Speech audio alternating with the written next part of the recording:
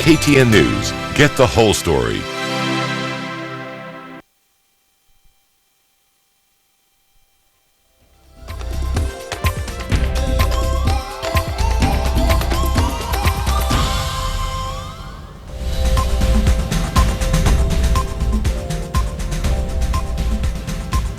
Hello and welcome. Glad you could join us this Saturday, the 19th of December 2015. You're watching Weekend at 1 with me, Sharon Momanyi. Let's first take a look at the news making headlines this hour. Lock on food exports forces extension of WTO summit. 98% of Rwandans vote to approve President Kagame's third-term bid. And Isaac Ruto party to field candidate in Kericho senatorial race.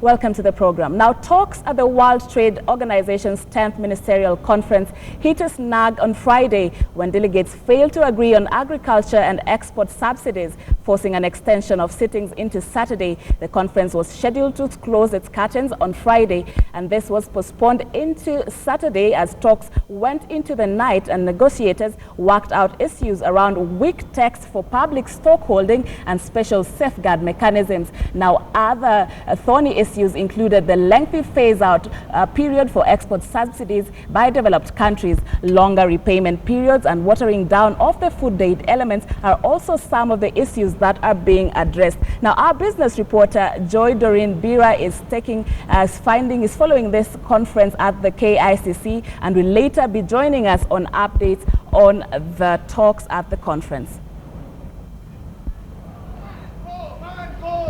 Roman, go back! Roman, go back! Procurement in WTO! No procurement in WTO! Deliver now! Deliver now! LDC package! Deliver now! Make LDC package! Make LDC package! Permanent solution! Public stockholding! Developing countries! For developing countries! Exports! New issues! No new issues! No new issues! No more liberalization!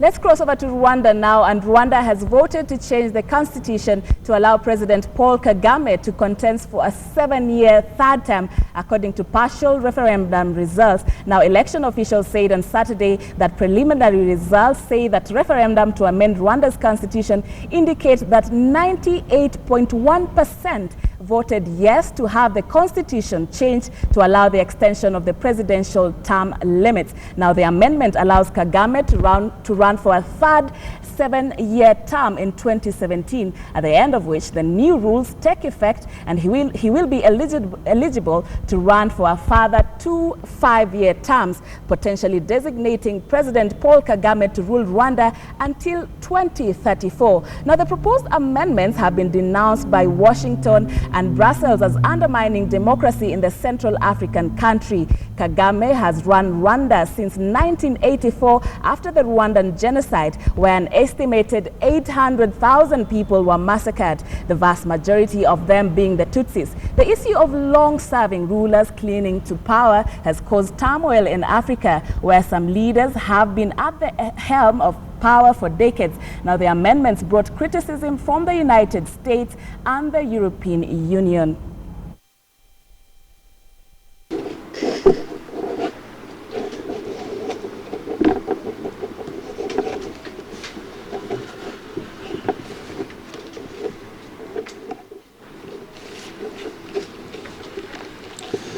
By the way, his signature is Moko. Now, newly appointed Agriculture Cabinet Secretary Willie Bett has said he will spearhead the ongoing programs at the ministry, among them the provision of subsidized fertilizer to farmers to ensure that every Kenyan has sufficient food. Bett says his key priority was to foresee the extension of such services to counties to enhance food production across the country. Now, the CS spoke at his Kilimo House office in Nairobi after he took over the new Cabinet Secretary from the Agriculture and Livestock. Bet has also said that he will make meat industry vibrant, adding that a vibrant meat sector could transform the livelihood of livestock farmers. He called on the ministry's staff to work together towards enhancing the agricultural sector. Bet takes over leadership of the ministry from Industrialization Cabinet Secretary Aden Mohamed, who was also acting as Cabinet Secretary for Agriculture, after the new oversight, saying that the new oversight board has been established to ensure that farmers have adequate market for their products.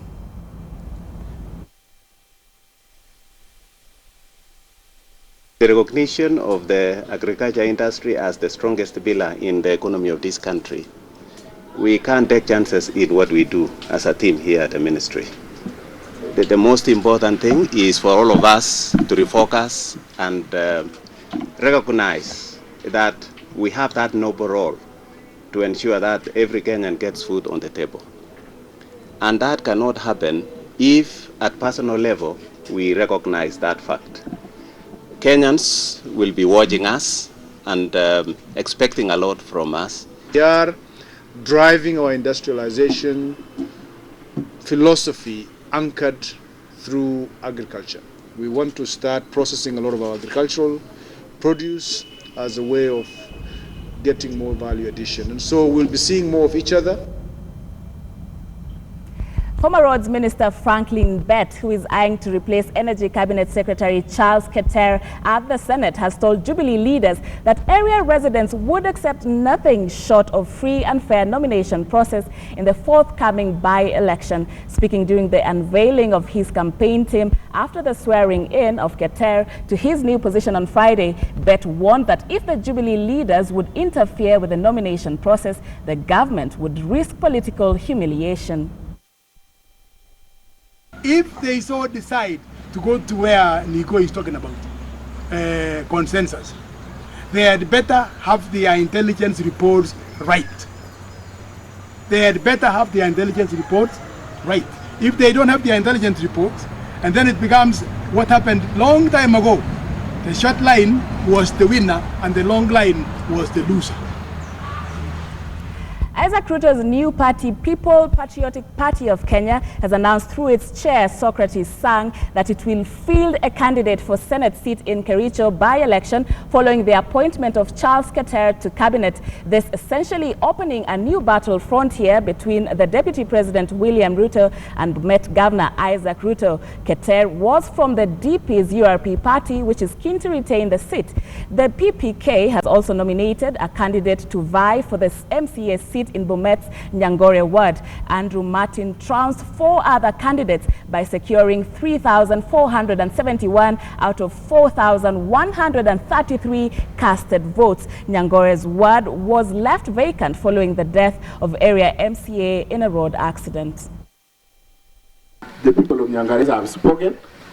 They have given me mandate through this patriotic party, People's Patriotic Party, and I'm sure we are going to win the Nyangore's seat come 2nd February 2016.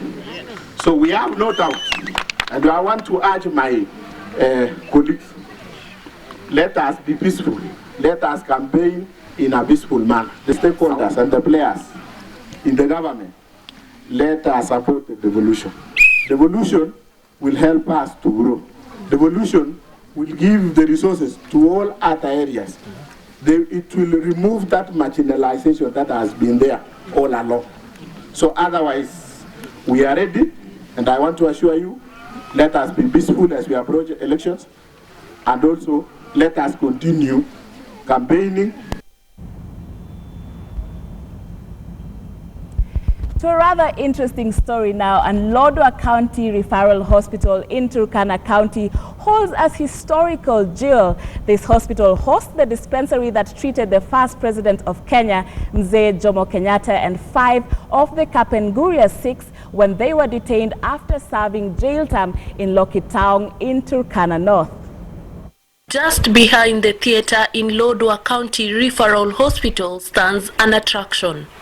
The hospital's CEO, Dr. Gilchrist Lokoel, says that the building was the only dispensary in the county built by the colonialists in 1939.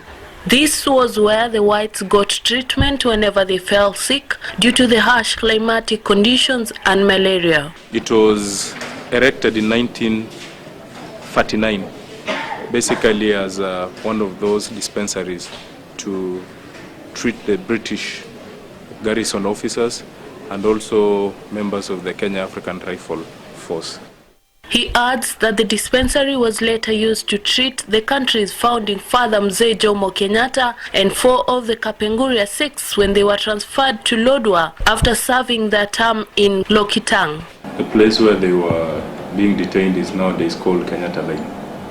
So there was a prison that was housing the famous Kapenguria 6 and they were being imprisoned by the British colonial government. It so happened that because of the hard labor they were subjected to and because of the harsh climatic condition which they were not used to, they came down with upper respiratory tract infections and malaria. So much so that by then, the entire of Turkana County was being served by one dispensary. And that dispensary was just right behind my office here.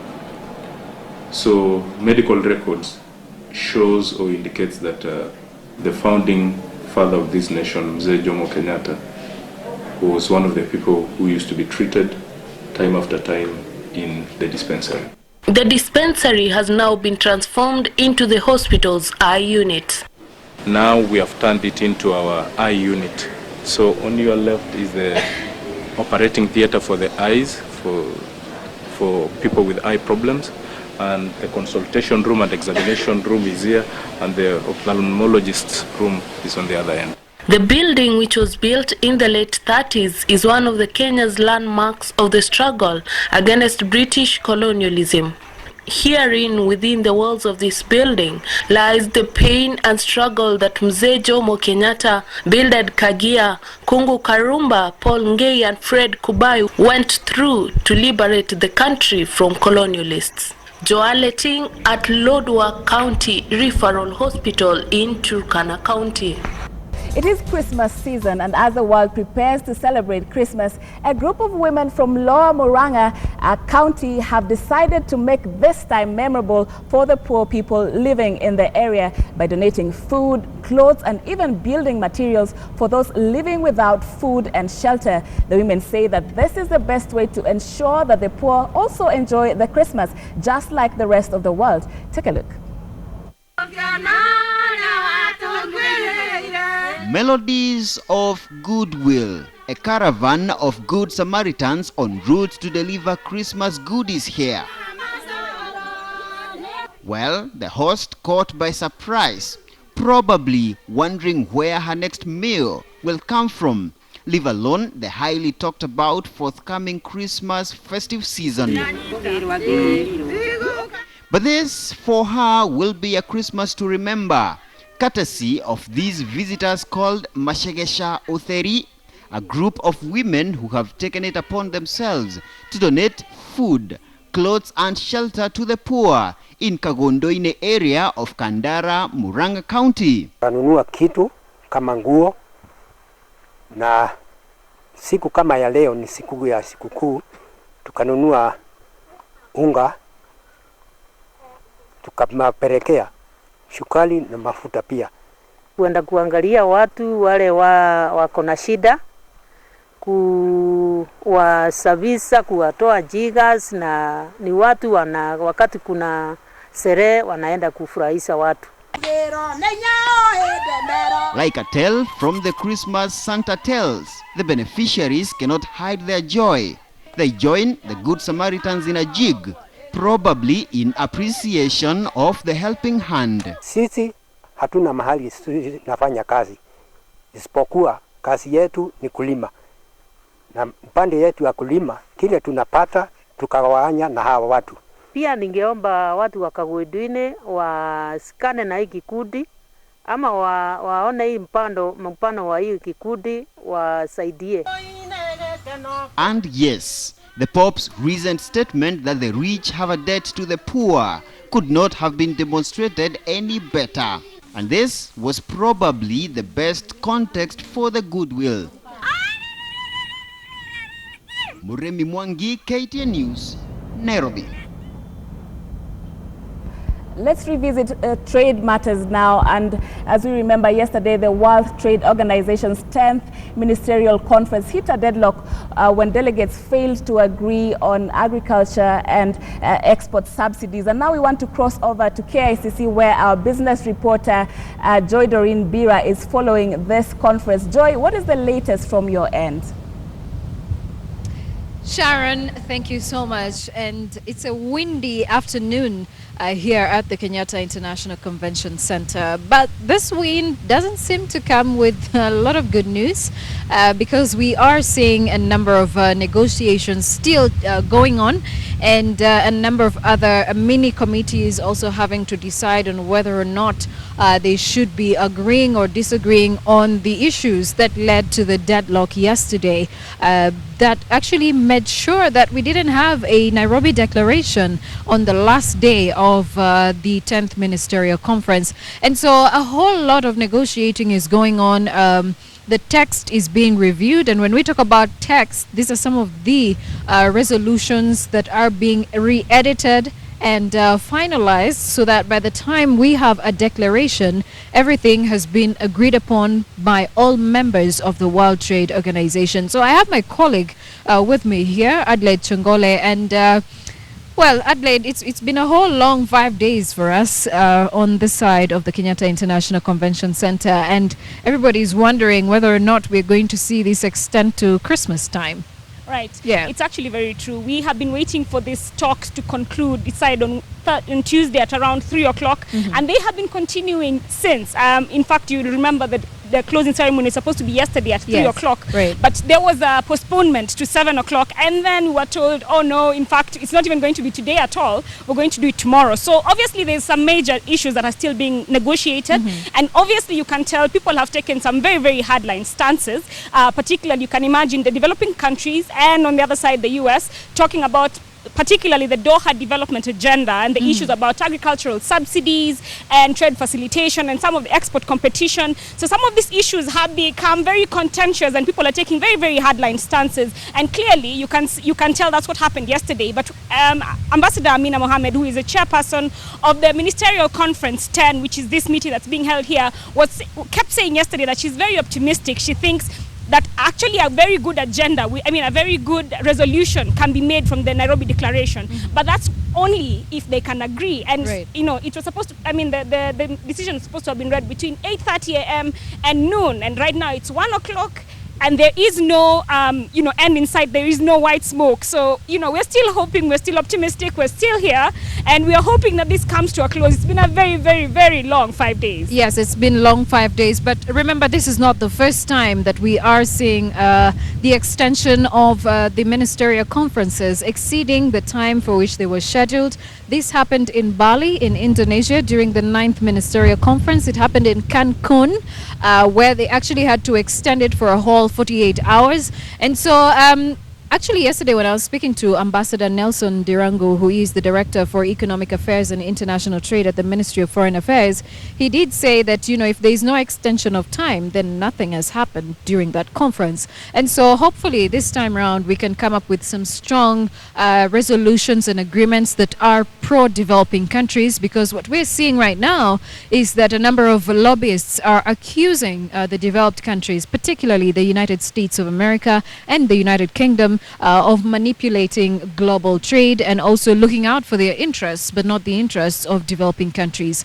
And the issue that came up yesterday was about cotton, where the subsidized farmers in the United States are actually not in any hurry whatsoever at all to even say, you know what, we're now reducing the subsidies, the farm subsidies for cotton farmers, and to allow fair play from the African continent and other developing countries where we have cotton growers and farmers in countries like Mali, Burkina Faso, Benin, and Chad. And so this is one big issue that is causing a deadlock here at the 10th Ministerial Conference. The issue also about Adelaide, about the Doha Development Agenda. Yeah, that's also causing a lot of trouble. Actually, let me interject. The US actually passed a 60% tax rebate for cotton farmers in the US just this week. So you can imagine this might not have been greeted. This must not have been greeted very well by the delegates here. We're talking about, these things being, you know, a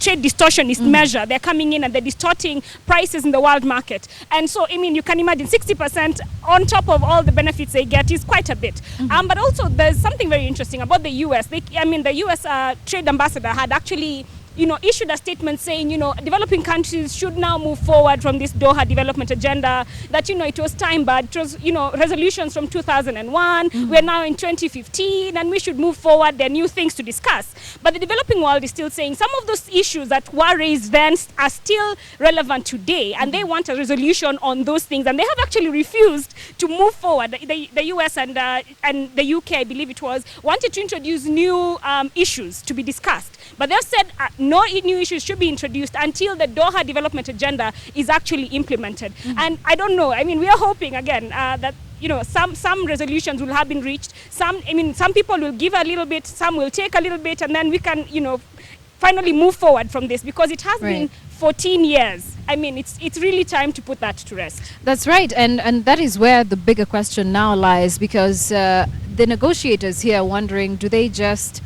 you know, shelve the Doha development agenda and come up with a new strategy?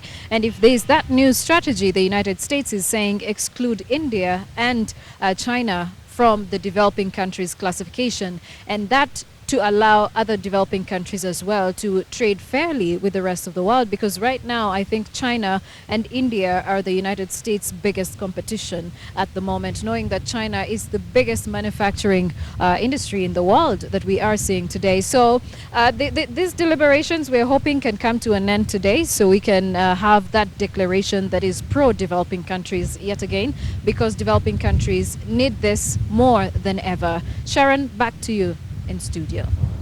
Well, thank you so much, Joy, Doreen, Bira, and Adelaide Changole there, just giving us updates on how the negotiations are going on at the KICC, and very crucial discussions there regarding agricultural and export subsidies, very important for Kenya being an agrarian economy, as well as many other African countries. And so that the business team there will be keeping us up to date on whether these delegations will actually, and these deliberations, whether they'll come to a conclusive end. Let's talk sports now. And early this week, the Kenya Women's Rugby Sevens team, also known as Lionesses, confirmed that they will participate in the 2016 Olympic Games in Rio de Janeiro in Brazil after South Africa pulled out. Despite losing the sport to Springbok women in African qualifiers, Lionesses coach Mike Shamir remains adamant that his team deserved to qualify. The Kenya Women's Rugby Sevens team almost secured an automatic qualification to Rio after an outstanding performance in the African qualifiers in Kempton Park in September saw them win 5 consecutive matches. But a 31-5 loss to host South Africa in the final meant they had to miss out. But early this week, World Rugby confirmed that the Lionesses will join their male counterparts in the flight to Rio after Springboks Women's Sevens pulled out. Congratulations for making it to Rio 2016. What's the mood like? It's a great achievement for anyone to play in the Olympics, and it is a blessing for the girls. They've been praying for this, and it is God-given. According to the head coach Mike Shamir, the team deserved to qualify. We played very well in South Africa. We had the best scoring team. We were the best scoring team. We had over 40 tries, and unfortunately lost the last game. I believe it was a good stepping stone for us to play and to see what we have and what we can do. I think it is our girls deserve to be in Rio. The team is expected to start preparations after the festive period. We'll get all our players. Only one player who had an injury and underwent surgery, that is Schneider Aura, but we hope she'll be ready in maybe in the second quarter of the year. 12 teams will battle it out for Rugby Sevens Olympic medal for the first time in history between 6th and 8th of August in Rio, Brazil. Abula Ahmed, KTN Sports. With that, sports news is where we close today's edition of Weekend at 1. Thank you so much for watching. I will be back at the top of the hour with more news. Enjoy the rest of your viewing. I'm Sharon Omanyi.